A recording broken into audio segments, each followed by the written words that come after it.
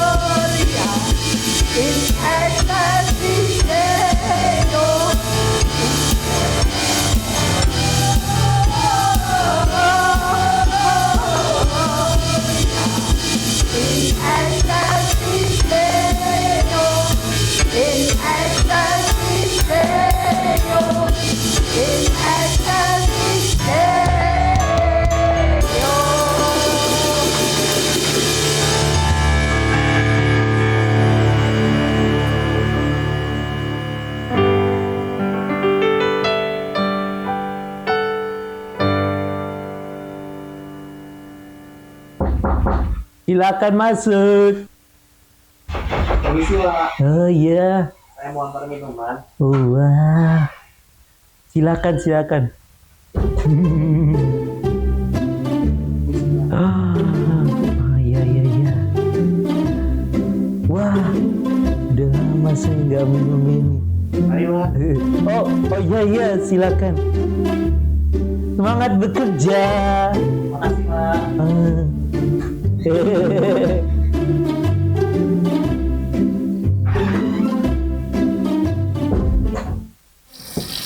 Bu, Bapak pulang.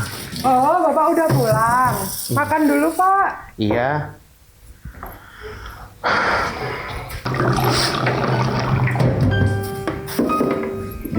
Anak-anak mana ya, Bu ya? Kalau Feli di kamarnya, kalau Mahen, ya Bapak tahulah dia kemana. Oh, main pergi lagi ya? Waktu kecil kita merindukan Kan bentar lagi aku ulang tahun. Saya kan dikasih kado sama bapak ibu. dan Nyarilah. namun tak menyadari Ya bu. Ayo kita mulai. Wah gila, kartu gua bagus banget sumpah. Pasti menang ini mah. Masa? Nggak mungkin itu menang, bohong kali. Wah ini pasti menang, ini milik gua ini. Pasti gua traktir semua kalian semua di sini, sumpah. Banyak cakap kamu. Mau ya? Waduh, Cair. Menang pasti, kartu gua bagus banget. Wah. Saya yakin deh, Jalan ya, jalan banyak ya. ngomong. Iya. Jalan-jalan. Oke. Hijau. Waduh. Hijau. Hijau. Nah, masih ada. Oke, aku coba masih ada. Udah, selesai gamenya. Uno game. Di, apaan lu curang ya? Ya elah, kalau kalah aja. Dengerin. Gimana sih? Udah berdua. Nah, apa maksudnya? Kalau kalah ya kalah, yang gentle. Aja dong. Maksudnya apaan lu? Aja lu curang. Apa lu? Hah?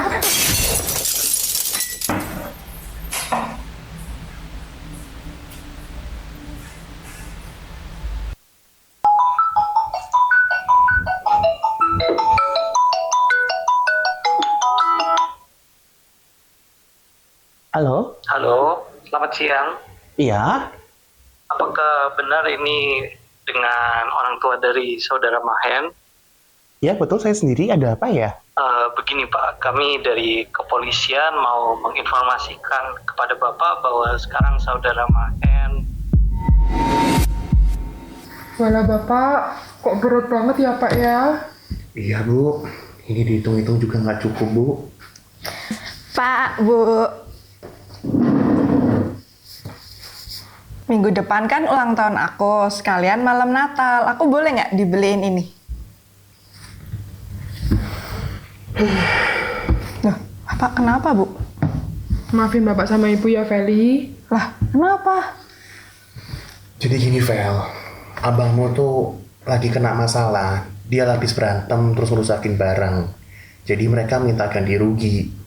Dan mereka kasih waktu sampai minggu depan. Kalau minggu depan kita nggak bisa ganti rugi... Loh, Abang? Terus, kalau nggak dibayar emang kenapa, Pak? Jadi kalau nggak dibayar, abangmu bisa masuk penjara, Fer. Terus, aku nggak dapat kado gitu, cuman gara-gara dia berantem? Masuk aja ke penjara. Enak kamu minum, Bang. Udah nggak ada rasa bersalah. Ulang tahun tuh batal gara-gara kamu, tau nggak? Apa sih, baru juga datang. Hei! Emang kenapa kalau ulang tahun batal? Kenapa? Anak gak tahu diri kamu, nyusahin aja. Yang bener aja kamu itu. Apa sih, cuma ulang tahun doang? Udah, cabut. Pergi aja, gak usah balik sekalian. Gila. Walah Pak, kenapa ya anak kita kok berantem terus? Iya, Bu. Terus gimana ya Pak? Mau pakai uang kadonya Feli pun masih kurang. Ya mau gimana lagi, Bu? Mau nggak mau, Bapak harus cari kerjaan tambahan. Ya udah nggak apa-apa ya Pak ya. Sekarang kita doa aja dulu yuk. Nanti Tuhan pasti buka jalan kok. Ya, Bu. Yuk kita dulu, Bu. Tuhan, terima kasih.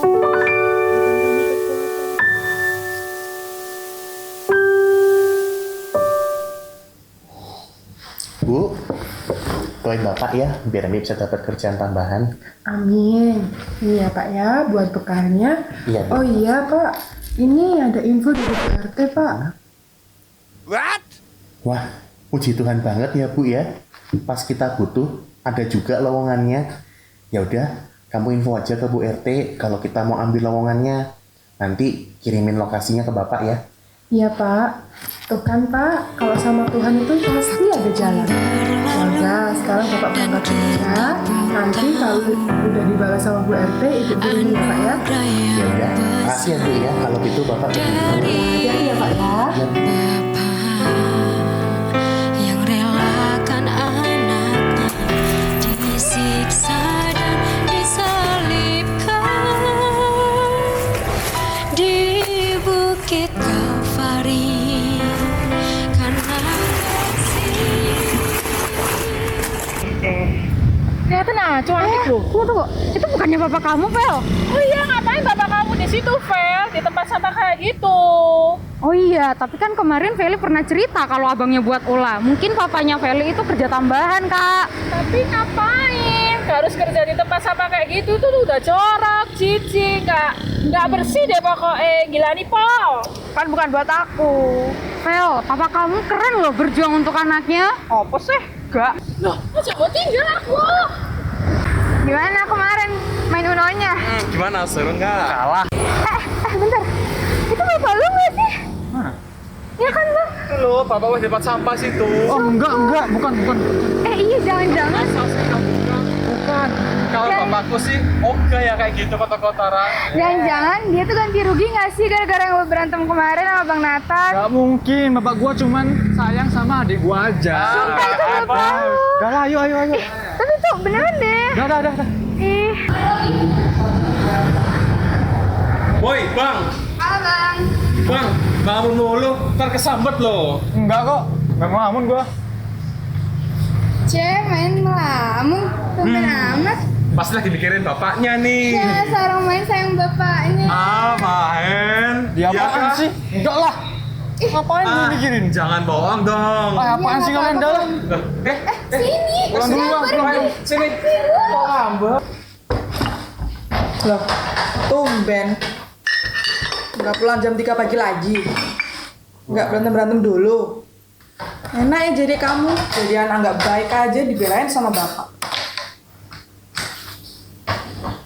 Dah, diem aja. Kamu tau gak sih Bang, bapak tuh baru pulang loh sejam yang lalu. Langsung tidur. Bapak tuh capek tau nggak? Gara-gara siapa sih bapak sampai kayak gitu? Oh, Mahen udah pulang. Feli, Mahen, kalau ngomong tuh jangan keras-keras. Itu loh, bapak sampai kebangun. Feli juga, kalau ngomong sama abang itu jangan keras-keras. Alah, lain aja terus karena nggak tahu diri. Ya, main kamar. Bapak gagal ya. Enggak, Pak. Kenapa sih ngomong kayak gitu? Dalam Tuhan itu nggak ada Pak yang namanya kegagalan. Sama kita mau berjuang, sama kita tidak menyerah, Tuhan tuh selalu buka jalan kok. Udah, Bapak duduk. Bapak itu capek hari ini, makanya ngomongnya ngelantur kayak gini. Sudah, kita doa aja ya Pak ya. Kasih ya Bu ya. Kita kerja dulu. Tuhan, hatiku sakit Tuhan. Biarkan aku berantem terus. Tuhan, jamah hati abang Tuhan. Jamah hati kali Tuhan. Bukakan jalan Tuhan untuk kami. Kami tahu Tuhan, Kau selalu punya rencana yang baik dalam hidup kami Tuhan.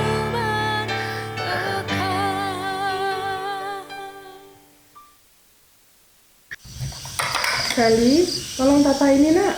Oke Bu.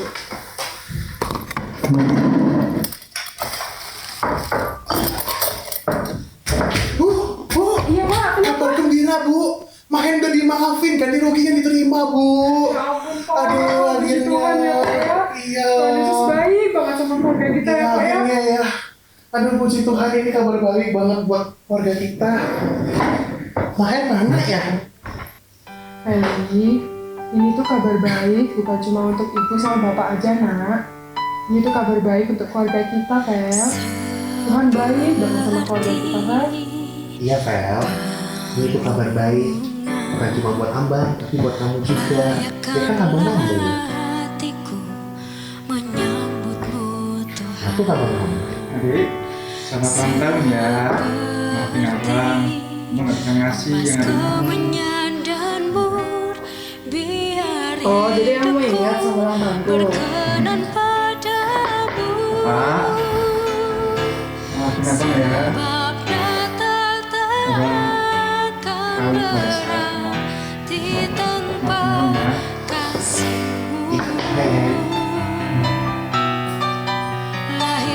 Ibu, Iya, Main. abang minta maaf ya. Nggak apa-apa, Nak. Ibu, Bapak, Felix, sayang sama Abang. Sudah ya, jadi anak yang taat sama Tuhan, taat sama orang tua. Ya? Main janji, main bakal berubah. Main bakal mau apa yang mau. Terima kasih ya, Nak ya. Udah, jangan sedih-sedih. Duduk. Ayo Mahen, sini Mahen.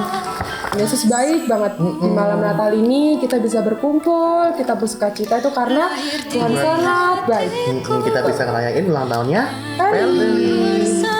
Jadi walaupun kita terbatas, tapi kasih Tuhan Tak terbatas. Haleluya. Sekarang Bapak pimpin dalam doa. Tuhan, terima kasih sudah lahir di keluarga kami. Kami bersyukur untuk hati yang Tuhan. Akhirnya Yesus adalah bagian Tuhan, Main sangat bersyukur sekali Tuhan masih sayang sama Main dan bisa mengubah hidup Main.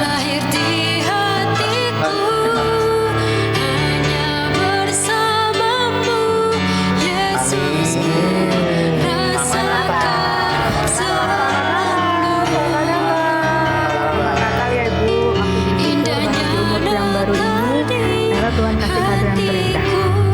Maaf ya Ibu ya. Maaf ya Pak. Maaf ya. Iya, Mau juga mau minta maaf. iya. Puji Tuhan ya Ibu ya, keluarga kita bisa dijamah Tuhan, bisa berubah semuanya. Puji Tuhan. Kita sayang-sayang terus ya. Puji Tuhan, haleluya. Yeay.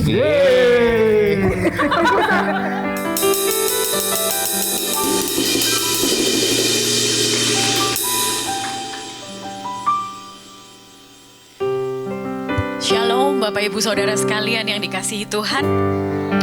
Selamat Natal semuanya kami ucapkan sebelumnya.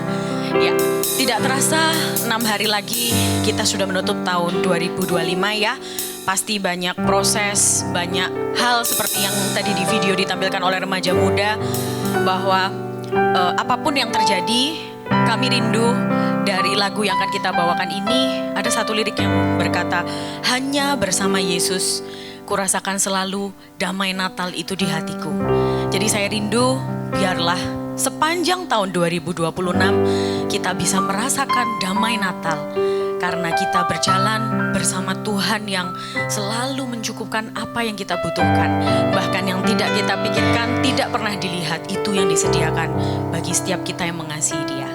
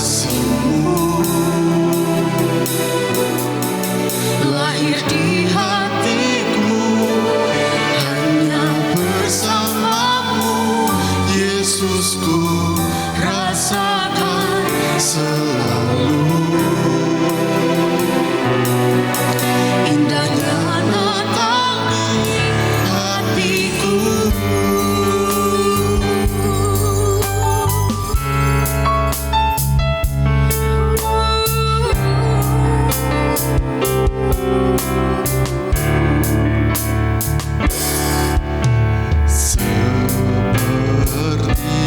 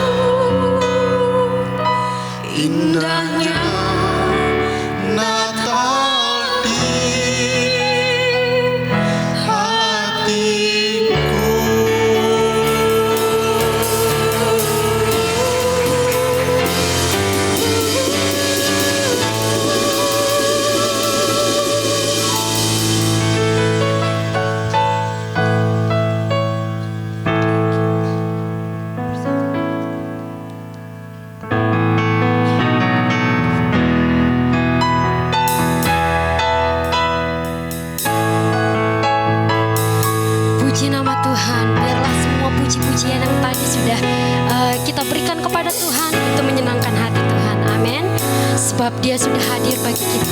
Dan kita bersyukur Tuhan Yesus selalu baik. Apapun musim kehidupan kita, dia tetap baik.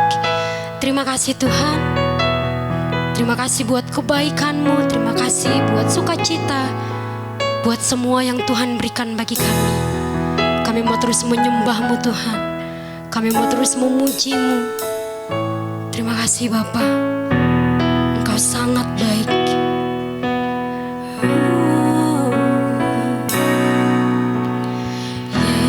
Yesus, Kau sungguh baik.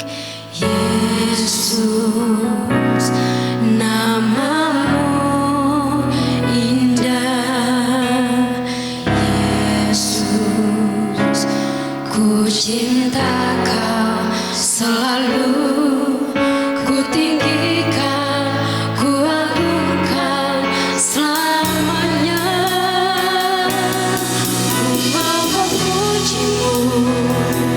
Ku selalu puji-Mu, ku mau menyembah-Mu, ku selalu sembah-Mu.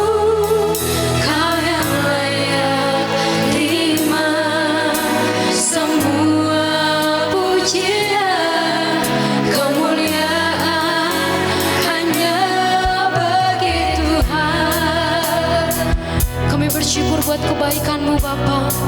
Terima kasih Yesus, Kau sungguh baik.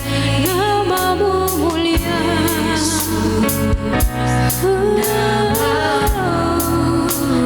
Terima kasih Tuhan. Yesus, ku cinta Kau selalu. Ku tinggikan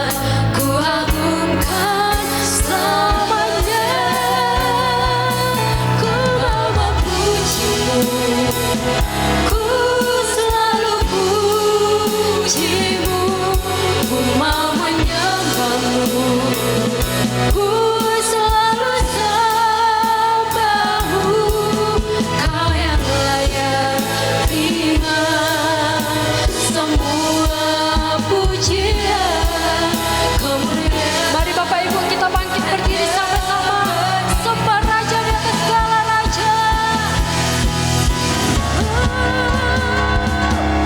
Ku mau memujimu, ku selalu pujimu, ku mau menyembahmu, ku selalu sembahmu, Kau yang layak terima semua pujian, kemuliaan. Hanya kami mau memujimu, mau memujimu, ku selalu pujimu, ku mau menyembahmu, ku selalu sembahmu, Kau yang layak terima semua pujian, kemuliaan. Hanya Kau yang layak Tuhan, Kau yang layak terima semua pujian, kemuliaan. Hanya Kau yang layak terima semua pujian, kemuliaan. Hanya bagi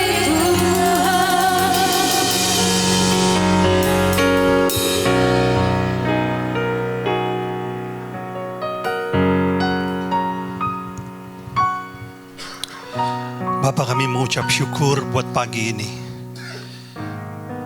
Tuhan, mari jamah hati setiap kami. Beri kami tuntunan, khususnya untuk perayaan Natal ini Tuhan. Supaya kami mengerti apa yang harus kami buat dalam kehidupan ini. Bahkan untuk selanjutnya kami harus masuki tahun yang baru. Kami perlu tuntunan-Mu Tuhan. Kami perlu firman-Mu mengubah kami. Ini kami umat tebusan-Mu, siap diberkati oleh firman-Mu. Dalam nama Yesus. Mari sama-sama kita katakan, amin. Silakan duduk Bapak Ibu, selamat pagi.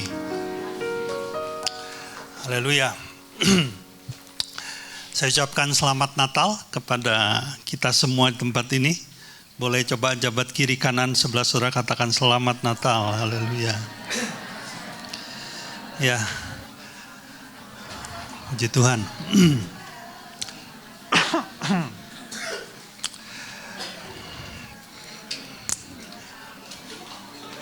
Baik, kita sudah diberkati dengan berbagai macam penampilan, ya, ada mini movie dari ibu-ibu kur juga, apa tadi Verina dan Yoyo ya. Kiranya Tuhan saja yang dimuliakan. Baik, kita langsung melihat kepada firman Tuhan. Dari 2 Korintus 8 ayat 9.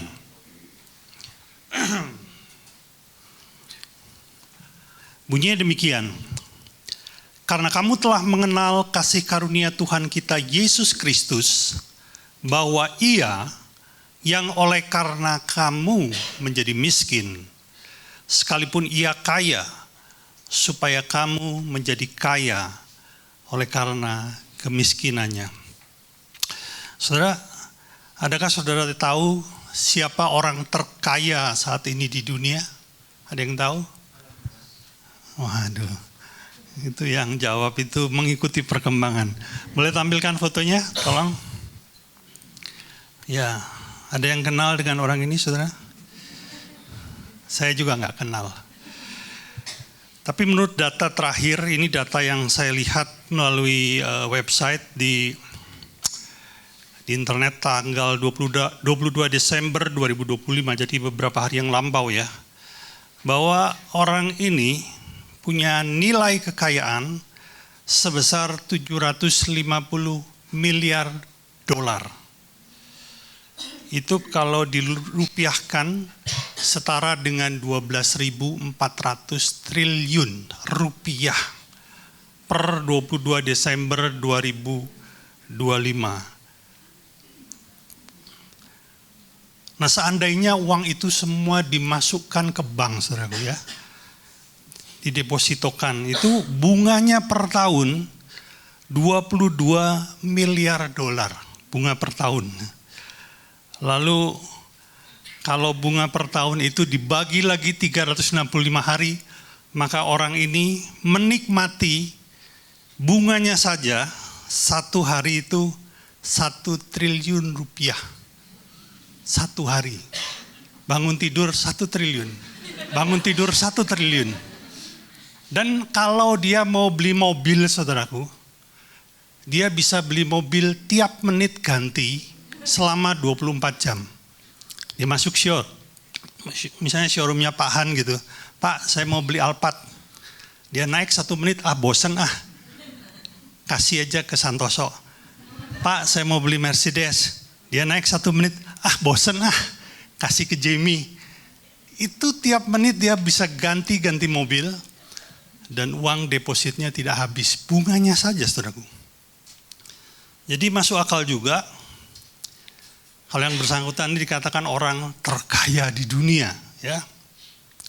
Nah, di dalam Perjanjian Lama tercatat ada seorang raja yang punya kekayaan luar biasa. Kita tahu namanya Salomo. Apa yang dicatat Alkitab tentang harta dari raja ini? Salah satunya adalah Salomo ini menerima pemberian pajak. Jadi negara atau kerajaan-kerajaan yang takluk kepada Salomo, maka setiap tahun dia akan memberikan pajak kepada Salomo. Nah, setiap tahun ini berarti bukan hartanya Salomo, ini pemberian dari luar. Setiap tahun Salomo memperoleh pajak sebesar 23 ton emas. Bukan besi, saudara, emas ini. 23 ton. Nah, itu setara dengan 57 triliun per tahun. Salomo memerintah selama 40 tahun. Hitungan dewe, saudara. Berapa banyak itu ya.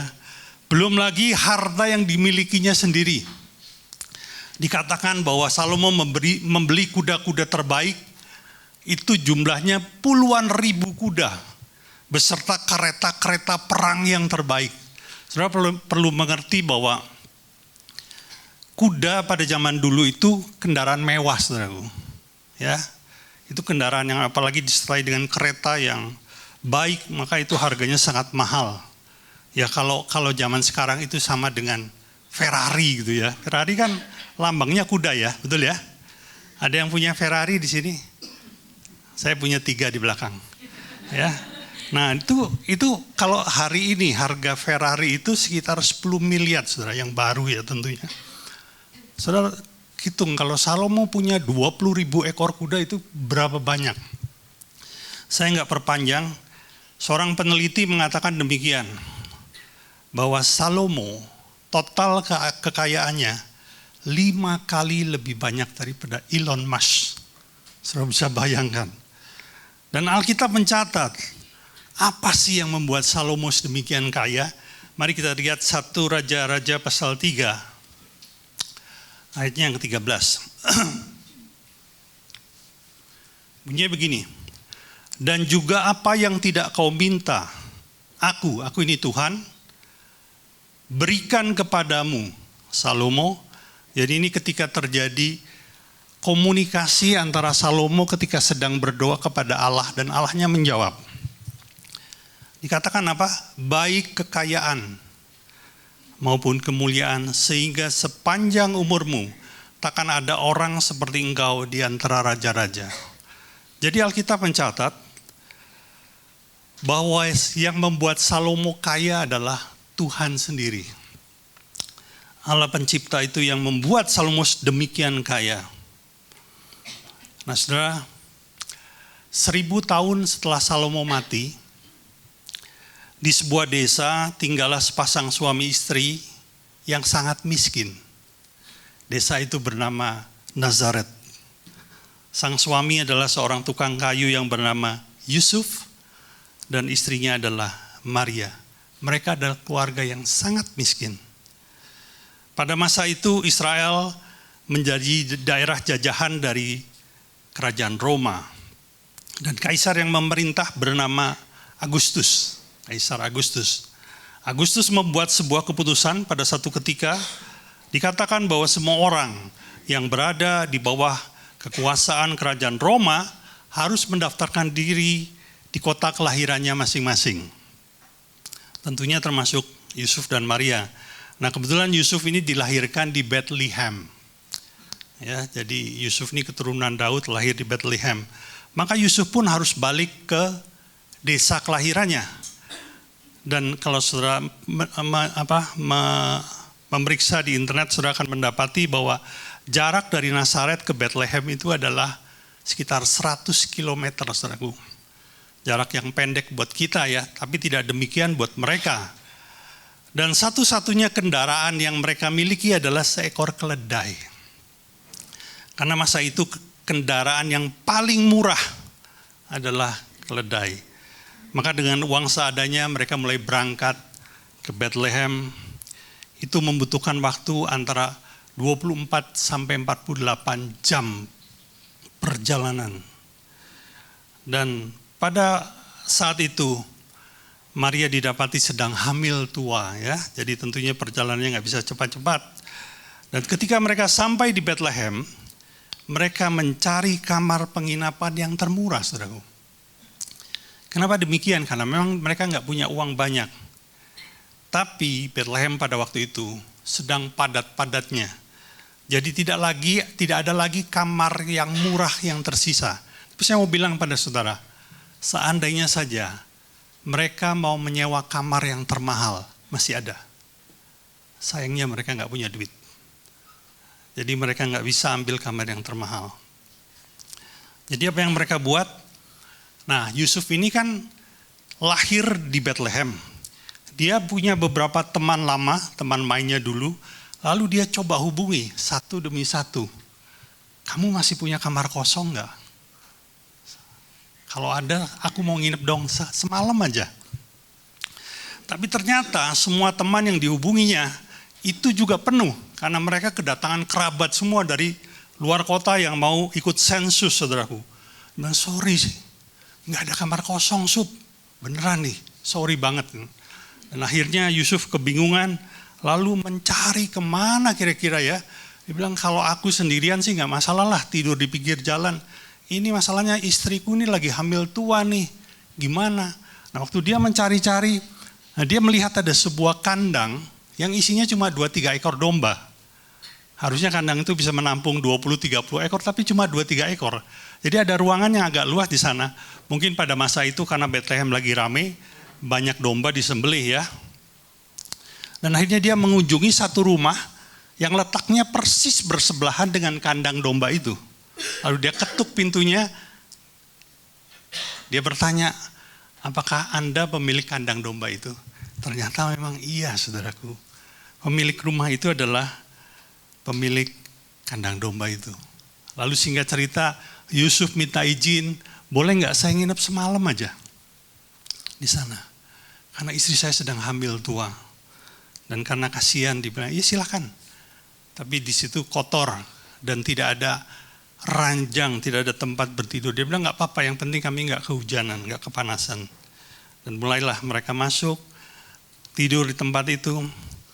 Namun ketika malam mulai menjelang, Maria bilang begini, Pak, perutku sakit Pak, ini kelihatannya udah waktunya ini Pak, udah waktunya. Nah Yusuf ini kan bapak baru, nggak punya pengalaman, dia bingung, ya, oke, terus apa yang harus kubuat, ya, apa ini? Terus Maria juga bingung karena itu anak kelahiran yang pertama, akhirnya dia cuma bilang gini, Pak, aku sakit Pak, pegang aja tanganku, kata dia. Dan entah kenapa persalinannya begitu cepat, saudaraku.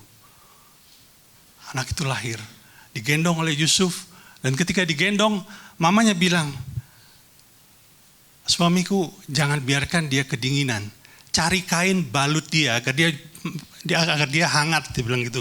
Lalu Yusuf bingung, di mana ada kain? di mana ada selimut yang bisa dipakai. Di sudut dari kandang domba itu, dia lihati ada sisa kain robek. Dia ambil, lalu dia balutkan kepada anak yang baru lahir itu. Alkitab mencatat bahwa kain itu kain lampin. Tapi kalau saudara meneliti Alkitab dalam literatur Yunani, bukan lampin. Itu adalah sisa-sisa kain robek. Lalu Yusuf menggendong dan dia harus menolong Maria yang baru bersalin. Dia mencari tempat untuk meletakkan bayi itu untuk sementara. Lalu dilihatlah di satu tempat ada palungan. Tolong tampilkan. Ini yang dia lihat. Lalu dia letakkan bayinya di sana. Perhatikan saudaraku. Pribadi yang membuat Salomo menjadi raja terkaya di muka bumi. Menjadi manusia. Lahir melalui menjadi anak dari sepasang suami istri yang miskin. Lahir di kandang domba. Dibalut dengan kain robek. Dan dibaringkan di atas kayu palungan. Dalam kondisi yang sangat miskin. Mari kita lihat kembali ke ayat yang tadi. Saya pikir saudara sudah mulai bisa menangkap apa yang dimaksud dengan ayat itu. Ia yang oleh karena kamu menjadi miskin, sekalipun ia kaya, supaya kamu menjadi kaya. Nah sayangnya, ayat ini banyak disalahartikan oleh banyak orang. Banyak orang mengartikan bahwa kaya di sini, kaya ini adalah kaya harta, kaya uang. Padahal maksudnya bukan begitu loh saudaraku. Maksudnya bukan seperti itu.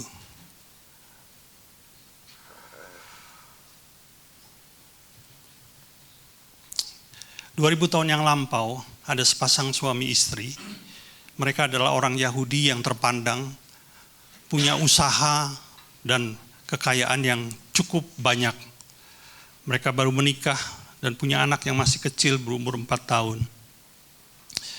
Sang suami ini satu kali merasa gatal-gatal di tangannya.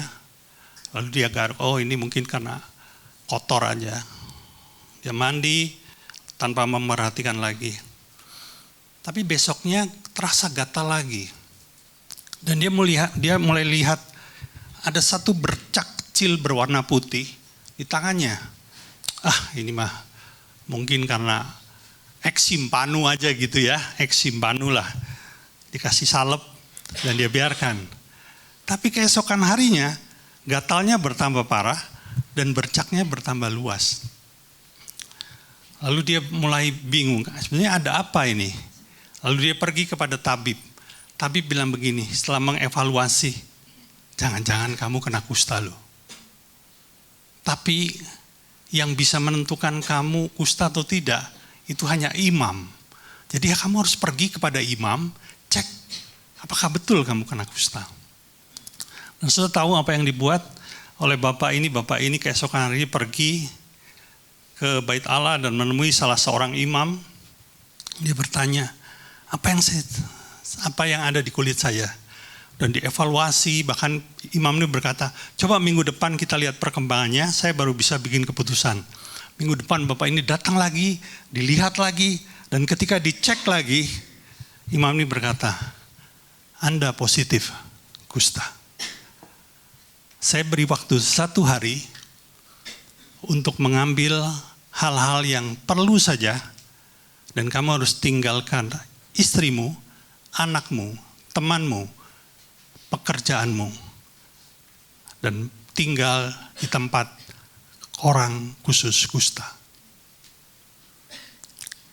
Dia pulang ditemani oleh polisi Bait Allah, masuk ke rumahnya, polisi Bait Allah bilang, kamu tidak boleh menyentuh istrimu, tidak boleh menyentuh anakmu, karena kalau mereka kamu sentuh, maka mereka juga harus tinggal di tempat pengungsian kusta. Jadi dia cuma bilang, dari jarak jauh dia bilang, maaf saya nggak bisa memeluk kamu, tidak bisa mencium kamu. Saya mau ambil sedikit pakaian, sedikit makanan. Setelah itu saya harus meninggalkan kamu karena saya didapati sudah kena kusta. Saudara. Akhirnya dia pergi. Di hari itu semuanya berbeda. Semuanya berubah. Dia yang terpandang, dia yang punya harta, dia yang punya keluarga bahagia, punya anak yang manis, hilang semua. Hilang semua. Mungkin saudara berkata, kenapa nggak dia bawa uang yang banyak? Tahu nggak saudara, kenapa dia nggak diizinkan bawa uang? Sekalipun dia bawa uang, orang tidak mau menyentuh uangnya. Karena hukum Taurat mengatakan apapun yang dipegang orang kusta menjadi najis. Uang yang dipegang dia nggak ada nilainya lagi. Jadi percuma juga bawa uang. Dia kehilangan semua hartanya. Kehilangan total semua dari hartanya. Dan dia mulai tinggal di tempat pengungsian sebulan, 2 bulan, setahun, mungkin 2 tahun. Sampai satu hari dia mendengar kabar bahwa Yesus akan lewat daerah tempat pengungsian itu. Dia mendengar kabar. Lalu dia mendengar juga cerita, ada orang-orang yang disembuhkan oleh rabi itu. Dan akhirnya dia menyiapkan diri, kan orang kusta itu pakaiannya kan beda ya. Dikatakan harus cabik-cabik, harus robek-robek. Dan dia harus bawa bel, Anda tahu ya, dia harus bawa bel. Sehingga ketika ada orang lewat dia harus bunyikan bel itu. Supaya orang itu aware, sadar. Ini ada orang kusta nih. Sambil dia berteriak, najis, najis, najis. Demikian pula ketika Yesus lewat, dia mulai bunyikan bel. Najis, najis. Tapi dia nggak berhenti di situ. Dia juga berteriak, Guru, tahirkan aku. Mari kita lihat ayatnya ya. Matius 8 ayat 2 sampai 4. Ini kebetulan nggak ada di sana. Coba dicek dulu. Matius 8 ayat 2. Maka datanglah seorang yang sakit kusta kepadanya. Lalu sujud menyembah dia dan berkata, Tuan, jika Tuan mau, Tuan dapat mentahirkan aku. Lalu Yesus mengulurkan tangannya menjamah orang itu dan berkata, aku mau. Saudara tahu nggak? Yesus sedang melanggar aturan di sana. Kenapa? Dia yang tahir sebetulnya tidak boleh menyentuh yang najis. Tapi dia bilang, aku mau engkau tahir. Apa yang dia buat? Dia sentuh orang itu. Dan jadilah orang itu tahir. Ayat 4. Lalu Yesus berkata kepadanya, ingatlah jangan memberitahukan hal ini kepada siapapun, tetapi pergilah perlihatkanlah dirimu kepada imam dan persembahkanlah persembahan yang diperintahkan Musa sebagai bukti bagi mereka. Saudara, akhirnya orang kusta itu melihat bercak putih yang ada di tubuhnya lenyap seketika. Kulitnya menjadi sehat kembali. Lalu dia bergegas menemui imam dan dia bilang, aku sudah sembuh. Imam gak percaya. Lalu coba saya lihat, buka pakaianmu. Dilihat, diperhatikan dan tidak ditemukan sedikit pun tanda-tanda kusta. Terus imam berkata, bilang, ya engkau sudah sembuh. Tapi pertanyaannya, selama ini tidak ada yang pernah sembuh dari kusta. Kenapa engkau bisa sembuh? Lalu orang itu mulai bercerita. Dan imam itu berkata, sekarang kamu boleh pulang. Kamu boleh cium istrimu. Kamu boleh gendong anakmu. Kamu boleh kembali ke komunitas. Saudara, itulah yang dimaksud. Dia yang kaya rela menjadi miskin. Supaya kita yang miskin menjadi kaya. Yang dia mau berikan bukan harta, saudara. Tetapi sesuatu yang jauh lebih berharga dari harta. Jauh lebih berharga. Ada seorang gadis bernama Jenny Lim. Coba tampilkan fotonya. Ini foto di mana dia sudah mulai agak tua, ya. Siapa Jenny Lim ini? Jenny Lim ini adalah seorang gadis yang dilahirkan di Singapura. Dia anak kedua dari 8 bersaudara. dibesarkan oleh seorang ibu tunggal, jadi papanya sudah nggak ada. Dan karena ibunya harus menghidupi 8 orang anak, maka ibunya harus bekerja double job ya. Dan akibatnya dia kurang punya waktu untuk menjaga anaknya, mendidik anaknya ya. Yang penting dia cuma kerja, coba cari makan sehingga 8 anaknya nggak sampai kelaparan. Dan akibatnya anak nomor 2 yang bernama Jenny ini mulai bergaul dengan orang-orang yang salah. Sehingga pada usia 15 tahun, kelas 3 SMP, dia sudah terlibat dengan aktivitas gangster. Dia terlibat dengan alkohol, judi, narkotik, dan itu menjadi kegiatannya sehari-hari. Bahkan di usia masih belasan tahun, dia sudah hamil di luar nikah. Pada usia 19 tahun dia sudah menikah dengan seorang pemuda yang juga anggota gangster. Dan kita bisa perkirakan, dua-duanya kacau. Akibatnya hanya dalam waktu 1-2 tahun mereka sudah bercerai. Karena tidak ada fondasi yang kuat. Dan ini mengakibatkan kerusakan kehidupannya secara luar biasa. Umur 30 tahun, Jenny mulai masuk penjara karena penggunaan narkotik. Dan total dia masuk penjara selama 5 kali. Waktu masuk penjara yang pertama, mamanya, saudara-saudaranya masih ngunjungin dia. Waktu masuk penjara yang kedua, masih dikunjungi. Tapi waktu masuk penjara yang ketiga, mereka udah gak mau tahu lagi. Kenapa demikian? Karena seringkali Jenny ini bukannya berubah, malah bikin masalah di keluarganya. Karena kecanduannya, dia itu seringkali mencuri uang. Dan uang yang dicuri salah satunya ada milik mamanya. Jadi akhirnya itu mamanya kecewa, saudara-saudaranya kecewa. Akhirnya mereka bilang, udahlah kita lebih baik lepaskan aja. Rasanya nggak ada Jenny di rumah ini jauh lebih baik, aman, lebih tenang. Dan itu dialami Jenny ketika Jenny masuk penjara yang ketiga kali, saudaraku. Perhatikan saudara, seorang gadis yang akhirnya berakhir di penjara, rumah tangganya berantakan, kehilangan kepercayaan dari semua orang, keluarganya tidak lagi mau tahu, dan merasa tidak punya masa depan. Sesungguhnya hidupnya sudah hancur. Sampai satu ketika dia di penjara untuk kelima kalinya, untuk pertama kalinya dia bersedia mengikuti sebuah ibadah atau kegiatan rohani di dalam penjara. Kita tahu ya di penjara itu ada kegiatan rohani. Selama itu dia nggak pernah mau kalau diajak, tapi kali itu dia mau. Ya, dia duduk paling belakang karena dia merasa enggan, dia cuma dengar sambil lalu.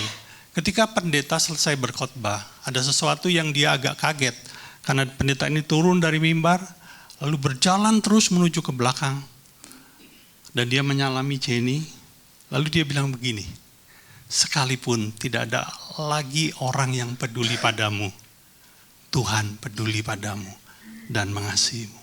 Waktu dipegang tangannya, Jenny itu nggak tahu kenapa air matanya menetes terus. Dan untuk pertama kalinya dia bilang begini, saya merasakan ada kasih yang meliputi pikiran saya.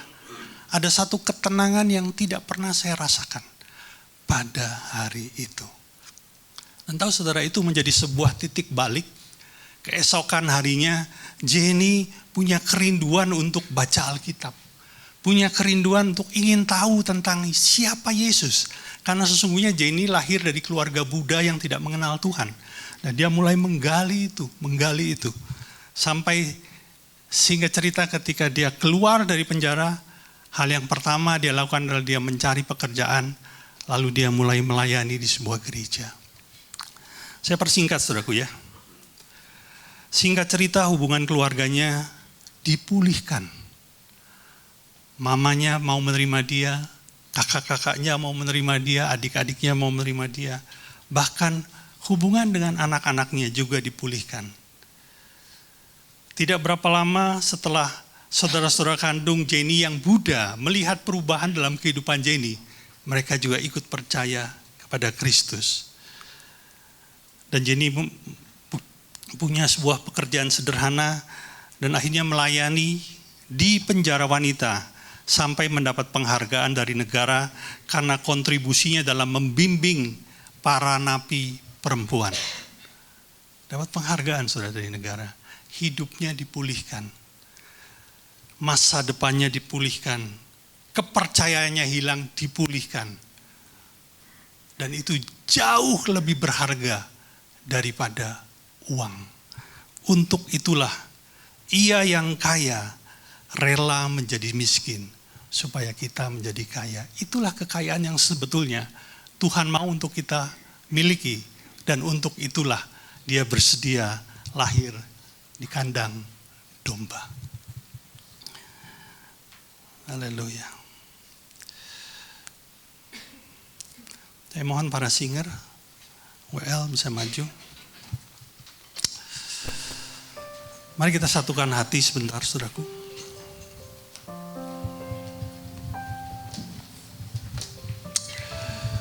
Bapa, kami bersyukur karena begitu besar kasih-Mu kepada kami, sehingga Kau mengaruniakan anak-Mu yang tunggal menjadi manusia yang paling hina, paling miskin, bahkan berakhir di kayu salib, hanya untuk memberikan kami kekayaan yang sejati. Terima kasih Bapa. Tanpa pengorbanan-Mu, kami tidak akan memperoleh semuanya itu. Terima kasih Bapa.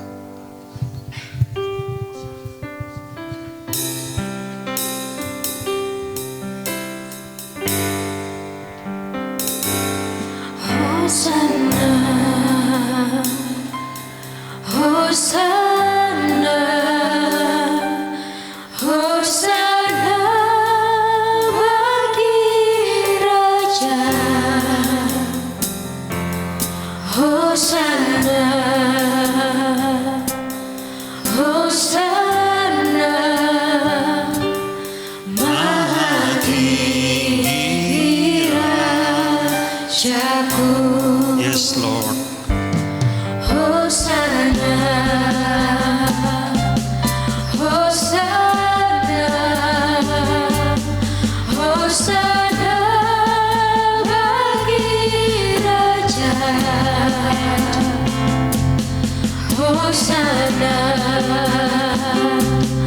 Hosana, Maha Tinggi Rajaku. Segala hormat dan pujian, kemuliaan dan kuasa, hikmat syukur, kekuatan bagi Allah selamanya. Hosana, Hosana. Mari para pelayan Tuhan bisa membangkitkan bagi Raja. Hosana, Hosana, Maha Tinggi Rajaku. Hosana, Hosana, Hosana bagi Raja. Hosana, Hosana, Maha Tinggi Rajamu. Segala hormat dan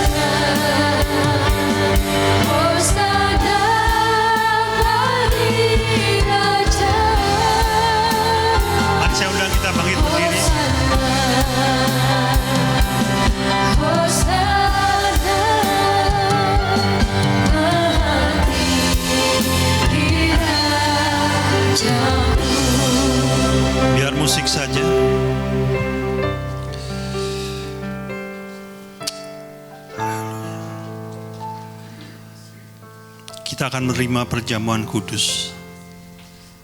Saya memberi waktu kepada Bapak Ibu sekalian. Bila ada hal yang tidak berkenan, yang engkau belum akui di hadapan Tuhan, datanglah dengan pengakuan yang jujur. Karena pertobatanmu mendatangkan pengampunan. Sehingga engkau layak menerima anggur dan roti ini. Sikata bakara labas.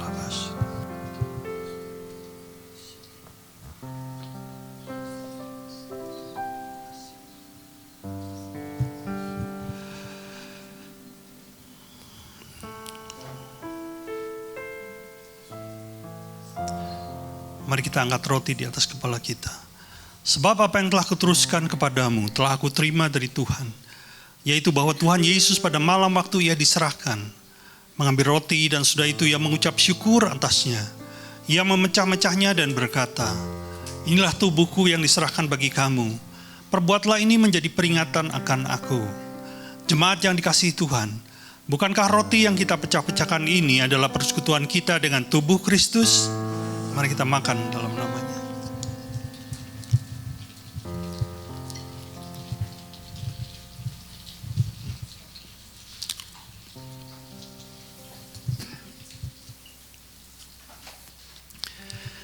Mari kita angkat cawan di atas kepala kita. Demikian juga ia mengambil cawan sudah makan. Lalu ia berkata, cawan ini adalah cawan perjanjian baru yang dimeteraikan oleh darahku. Perbuatlah setiap kali engkau meminumnya menjadi peringatan akan aku. Jemaat yang dikasihi Tuhan, bukankah cawan pengucapan syukur yang atasnya kita ucapkan syukur adalah persekutuan kita dengan darah Kristus?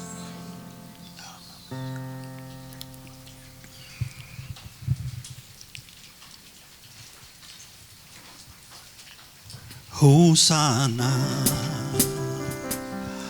Hosana,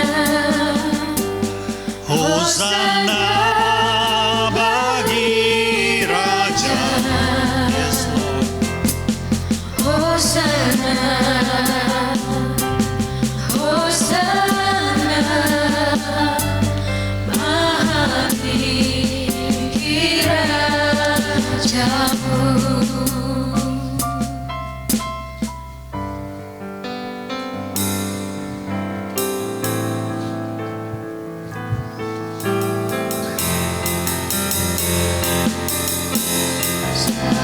Hormat dan pujian, kemuliaan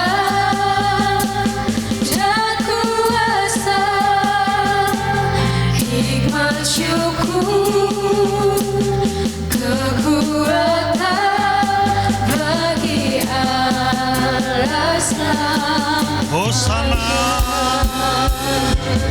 Hosana.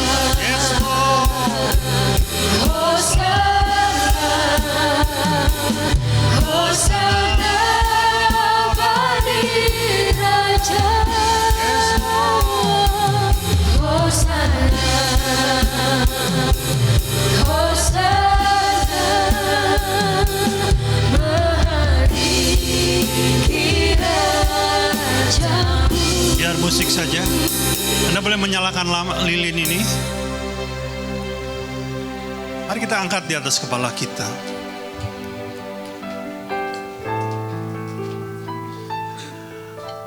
Dia adalah terang dunia.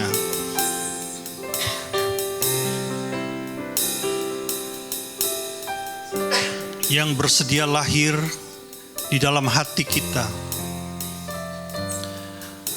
Dan sesungguhnya hati kita itu tepat persis seperti kandang domba. Gelap,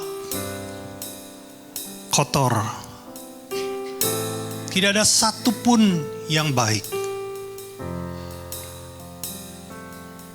Tapi Allah yang mengasihi kita itu bersedia dibaringkan di tempat itu. Sehingga hati yang gelap ini diterangi oleh kasih-Nya. Mari sama-sama kita katakan, Hosana, Hosana, Hosana bagi Raja. Hosana, Hosana Maha tinggi Rajaku. Segala hormat dan pujian, kemuliaan dan kuasa, hikmat syukur, kekuatan bagi Allah. sekali lagi Hosana.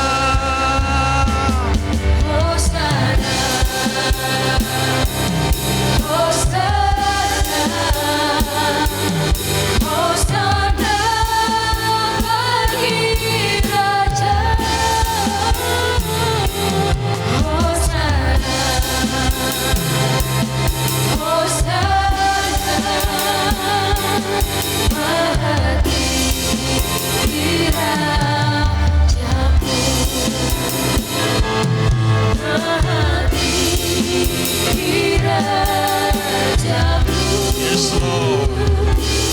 Maha tinggi Rajamu. Bapa, kami mengucap syukur. Dan kami minta Engkau tidak hanya menjadi bayi dalam hati kami. Jadilah Raja. Tuntunlah kami. Supaya kami tahu apa yang harus kami buat dalam kehidupan ini. Dan biarlah kami hidup di dalam kehendak-Mu. Sampai tuntas rencanamu dalam kehidupan ini. Dan kami bisa menyambut kedatangan yang kedua, Raja di atas segala raja yang kami cintai. Terima kasih Tuhan. Di dalam nama Yesus, sama-sama kita katakan amin. Silakan duduk Bapak Ibu. Kita akan mendengarkan pengumuman.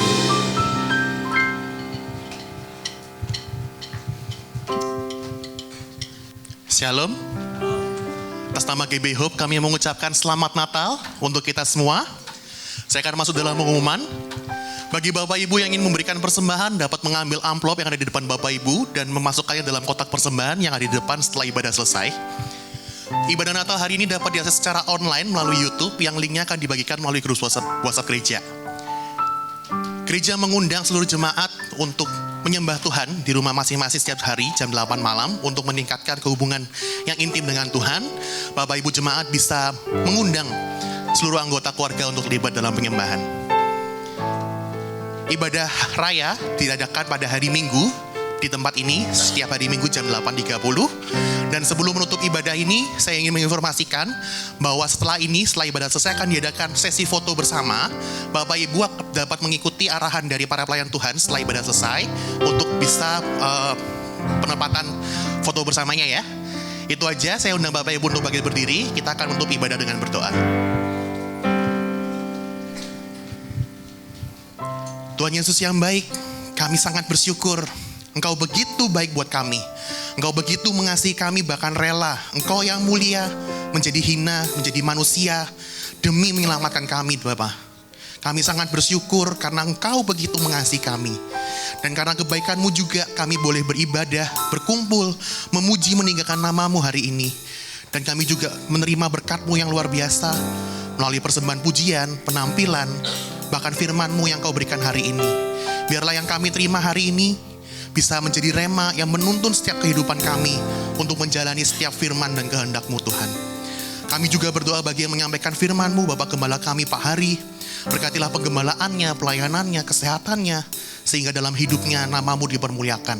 Berkati juga untuk istri dan anak-anaknya, serta para pelayan Tuhan yang melayani. Biarlah kami melayani terus hanya demi kemuliaan nama-Mu saja Tuhan. Kami juga bawa seluruh jemaat GB Hope, baik yang hadir hari ini maupun yang tidak bisa hadir. Engkau yang menyertai kami, Engkau yang memberkati kami. Sehingga apapun yang kami lakukan, kami bisa berhasil baik itu studi maupun pekerjaan kami. Dan kami bisa terus setia melakukan apa yang menjadi kehendak-Mu, apa yang menjadi rencana-Mu, dan apa yang Kau kehendaki dalam kehidupan kami. Tuntun kami selalu, sertai kami selalu, sehingga kami bisa mengerti apa yang menjadi rencana-Mu dalam kehidupan kami. Kami juga berdoa bagi orang-orang di sekitar kami, lingkungan kami, masyarakat yang ada di sekitar kami. Biarlah kami bisa menjadi dampak bagi mereka. Biar kami bisa mengenalkan Kristus, bahwa Engkau adalah Raja segala Raja kepada mereka. Kami bawa masyarakat Indonesia, kami bawa negara ini. Engkau berkati berlimpah-limpah negara ini, sehingga curahkan hujan pertobatan lawatan-Mu di negara ini, pakai Indonesia lebih lagi Tuhan. Tak lupa kami juga bawa para pemimpin negeri ini, presiden, wakil presiden, para menteri, semuanya Tuhan. Beri mereka kebijaksanaan hati sebagai pemimpin, sehingga apapun yang mereka keputuskan hanya untuk kesejahteraan rakyatnya aja Tuhan. Kami juga berdoa bagi persembahan kami, biarlah kami bisa memberi dengan hati yang tulus, hati yang benar, dan persembahan ini dapat memperlebar kerajaan-Mu di muka bumi ini Tuhan. Terima kasih Tuhan, sebentar kami akan beraktivitas, kami siap untuk menerima berkat daripada-Mu. Mari kita angkat kedua tangan kita. Diberkatilah engkau berlimpah-limpah dengan segala yang terbaik dari Allah Bapa, kasih-Nya yang sempurna di dalam Yesus Kristus, serta kekuatan pertolongan penghiburan dari Roh Kudus, memampukan engkau untuk hidup di dalam segenap kehendak Allah. Kita sudah terima semuanya itu, sama-sama kita katakan amin. Selamat siang, Tuhan berkati.